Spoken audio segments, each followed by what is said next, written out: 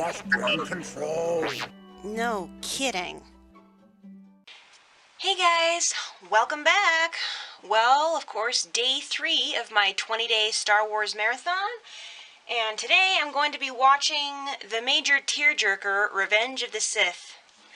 Now, this, even though it's still not quite up to par with 4, 5, and 6, and in my opinion 7, it's probably the best of the prequels as far as acting, action, and story goes. And definitely production value. It's still, even more than 10 years later, it still looks incredible. So, as soon as I open this, let's get started. And of course I'm going to be reviewing it afterward. Flinched again. I may or may not give a whole lot of running commentary on this one, just so you know. Just because it's so serious, you know. Episode 3, Revenge. Oh, I still love this opening shot. I love how they're moving like almost synchronized. That's so cool. Flip and down, and then you see the whole big battle. Oh man! That still looks amazing, even after 12 years. Whoa. R2's like the Swiss Army knife of Star Wars, which is one of the reasons why I like him. But he's got way more gadgets in the prequels than in the other movies. Oops. Yeehaw! Yeah, might as well stick it in early on and get it out of the way. Oh, okay. Least threatening Star Wars villain ever. Honestly, Grievous... Okay, I will go ahead and say it. He's the worst Star Wars villain ever. Because he's completely unthreatening. He's coughing like he's got chronic bronchitis. And it's just...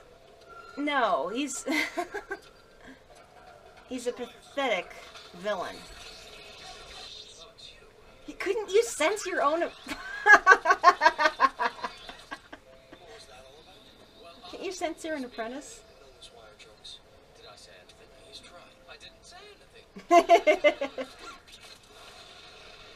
Oh gosh! That is a total slapstick moment right there.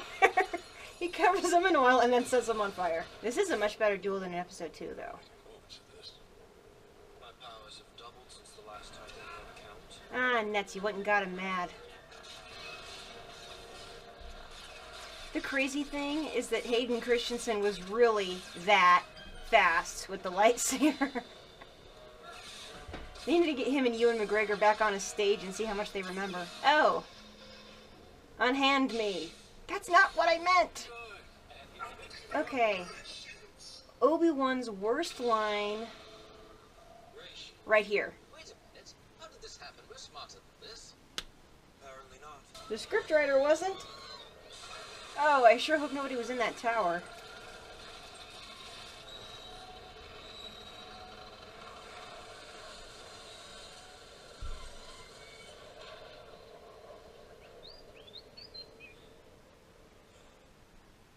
Another happy landing. There's a slight flicker of non-stalker eyes right there. If he could just like bring that back and like there was just that little one moment right there. Instead of looking at it with, you know, stalker eyes, he actually looked like he was like, I don't know. Tiny little flicker. They could have learned how to capture that. That would have been nice. General Grievous is walking like the Grinch. Oh, gosh. The Grievous who stole Christmas? Or General Grinch? Now, when he wakes up from the nightmare here, he honestly looks worried.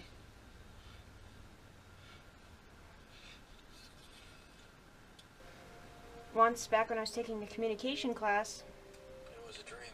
I wrote a report on Like the one Revenge of the Sith. Anakin was practicing ineffective communication techniques, including redirection, fallacy of helplessness, all that kind of stuff. Specifically in this scene. Train yourself to let go of everything you fear to lose. That's actually a pretty good life lesson. You hold on to things too tight and it can become a stranglehold on them. And also you drive yourself crazy trying to hold on too tight. You missed the report on the Outer Rim procedures. Is he not to destroy the Sith and bring balance to the Force? So the prophecy says. A prophecy that misread could have been. It's one of the going theories in the fan community. You will not let me down. Nothing. Quit lying to your wife, pal. Don't shut me out. Let me help you. Communication is the biggest key to a good relationship. Without communication, the relationship goes...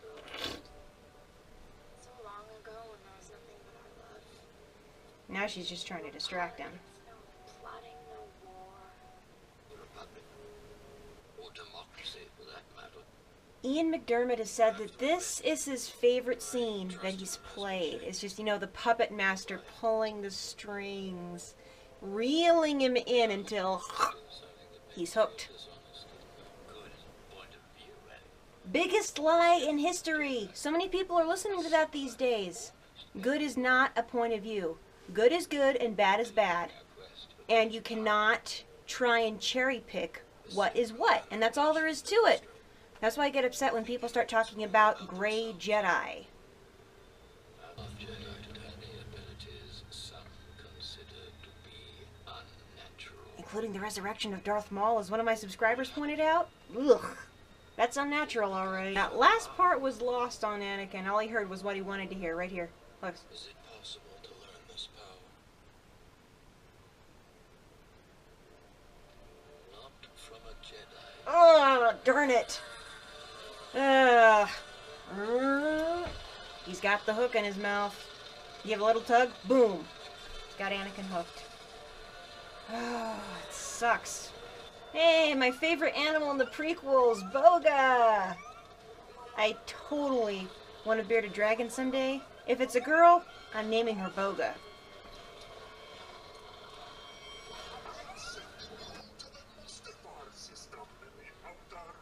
No, no. So he's basically saying go, well, you get the idea.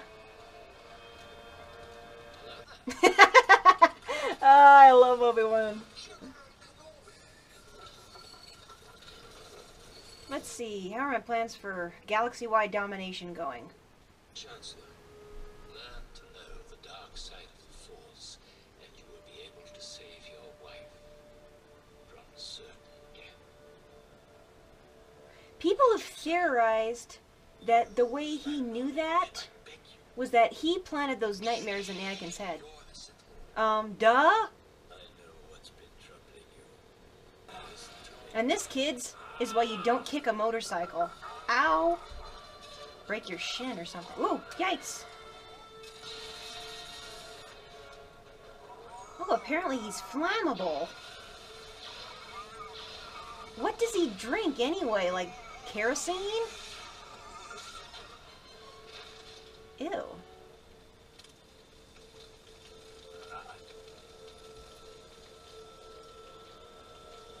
So uncivilized. It just saved your life. That's gratitude for you. This may be Anakin and Padme's best scene together. They're not in the same room. They're not saying anything. It's just what they're doing.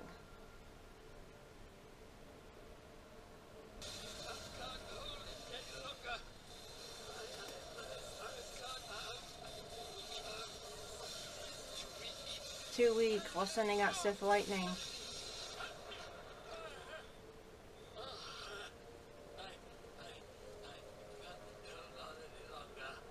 I am going to end this once and for all. The Jedi learn what has transpired here, they will kill us, along with all the senators. Where's the sense in that? I agree. That reasoning? There's no reasoning behind that reason. There is no reason. Every single Jedi, including your friend, Obi-Wan Kenobi, is now an enemy of the Republic. He's got like I giving him the most fallacious reasoning ever. Ugh. If only Anakin would stop and think, he would realize that it makes no sense. Ay. Order 66. Yes, my lord.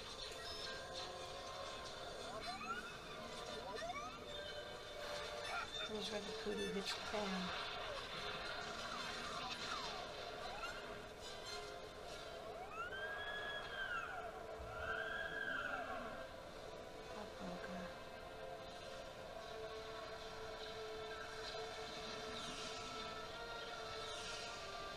Oh, and that message Obi-Wan sends out, we don't get to see that until Rebels. To the security recording as you go.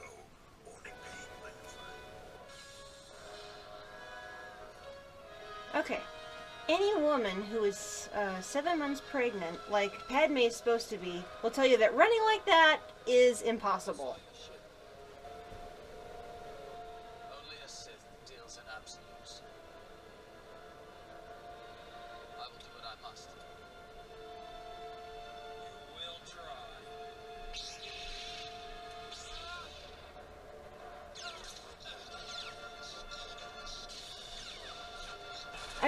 I agree with what Ian McDermott said. Those two should have taken their sabers on the road.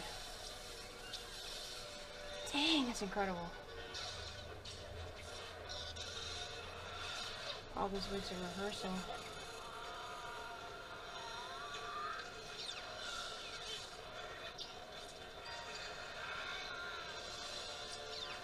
Man, the speed at which they're moving is making my eyes... I can't keep up with it. This shot right here is Yoda is holding on by with his claws right here. That looks so real. Oh. Ow. Poor Yoda. How did it not break anything? I can hardly watch this You scene. were the chosen one! It was said that you would destroy the Sith, not join them! Bring balance to the Force, not leave it in darkness!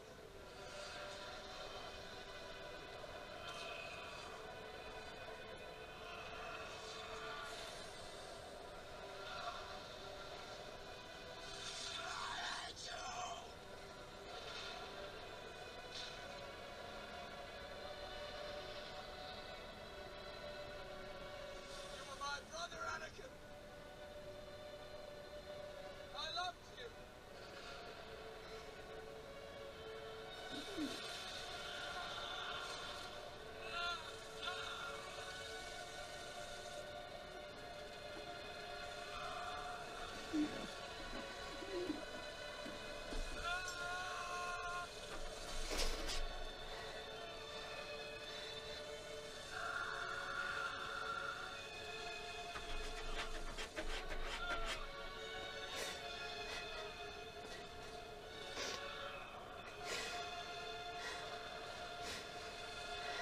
For reasons we can't explain, we are losing her. She's dying. We don't know why. She has lost the will to live. There's a fan theory going around We are to save that babies. it's basically in my head canon. It wasn't that she lost the will to live, but that some influence from Palpatine killed her.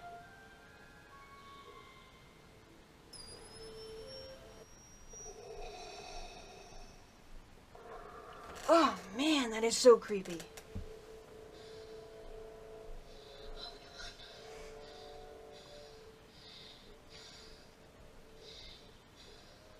There's going to be him. I know this. Still.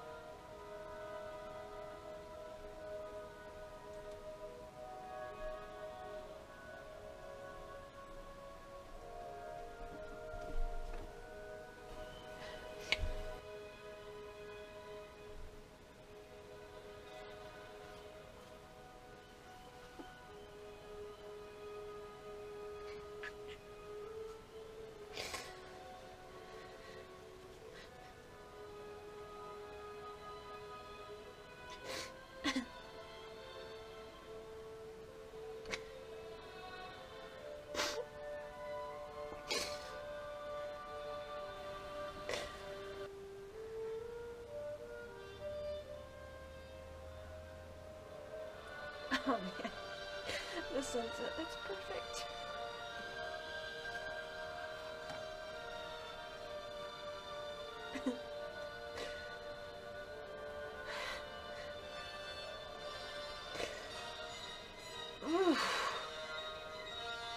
Okay, time for the Revenge of the Sith movie recap. Best moment, very last scene, because back when we thought that there was only going to be 6 movies and that was going to end after that, that was the perfect way to wrap it up. I mean, to have it end like that with Luke on Tatooine that was perfect. I love that moment. Worst moment, that depends on whether you define worst as most cringeworthy or most difficult to watch. The most difficult to watch moment is Anakin's immolation. I can hardly stand to watch that one because it's such a disturbing image. The most cringeworthy moment, probably when they were captured by the ray shields and Obi-Wan goes, "Wait a minute, how'd this happen? We're smarter than this." Oh, literally, that was one of the most cringy lines ever. Best acting in episode 3, it had to be Ewan McGregor. He had a couple moments that weren't quite up to snuff, but he did better than Ian McDiarmid. Ian McDiarmid, when he went into transition, he was way over the top. Kind of like mad scientist moment. Worst acting in episode 3, oh my goodness. Who was the worst actor in episode 3? That's actually a toss-up between Natalie Portman and Hayden Christensen. Natalie Portman, unfortunately, she didn't really have much of a role in this one. She had been reduced from strong queen, strong senator, to just, pregnant in the kitchen. There was a cut scene with Padme and a whole bunch of other senators, something about the delegation of 2000 trying to get enough votes to democratically change some of Palpatine's, or to democratically limit some of Palpatine's power, but it never went through. And they were talking about the very, very start of the rebellion, including Mon Mothma and Bail Organa and a whole bunch of other senators. If they'd left that in, Padme's role wouldn't have seemed so, I don't know, stereotyped, I guess. Most overrated character in episode 3, probably Darth Vader, because he was on every single piece of promotional material, and at the very end you saw him for maybe 5 minutes. Maybe 5 minutes. Maybe that's why J.J. Abrams and company didn't want to show Luke at all, because if you did the promotions with Luke, and then you only saw 1 minute of him, you'd be seriously PO'd. Most underrated character in episode 3... Gosh, that's hard. I'd have to say Bail Organa, because even though he did not have that big a part, without him, Princess Leia would never have gone on to, to the career that she ended up getting. Okay, so I stupidly forgot to charge this darn thing, and I ran out of battery power, so now I have to record the rest of it on here. I am so sorry for the terrible quality. He influenced Princess Leia, and she ended up helping to change the galaxy in the future. Favorite musical piece from episode 3? Oh goodness, I don't know. It has to be Battle of the Heroes, because it captures the tragedy of Anakin's fall really, really well. But it's still an action-oriented piece, and it fits the fights, the end fights in there really, really good. And finally, episode 3's ranking in the saga. That is difficult. As far as enjoyability goes, it's pretty heavy. The start of it is pretty enjoyable, but the rest of it just plain gets heavy, and it's depressing. So I would say it's about equal with Rogue One, because Rogue One's a darn depressing movie too. That's been my revisit of Star Wars Episode 3 Revenge of the Sith. I need to get on editing this as soon as possible, because it's already getting late. I haven't even eaten dinner yet. So after, maybe while the rest of this is capturing, I can go eat dinner. But that's all for today. Again, I'm so sorry I was not good. I forgot to charge it, and now my hair's a mess. But until next time, this is the Clumsy Jedi signing off. Good night, guys.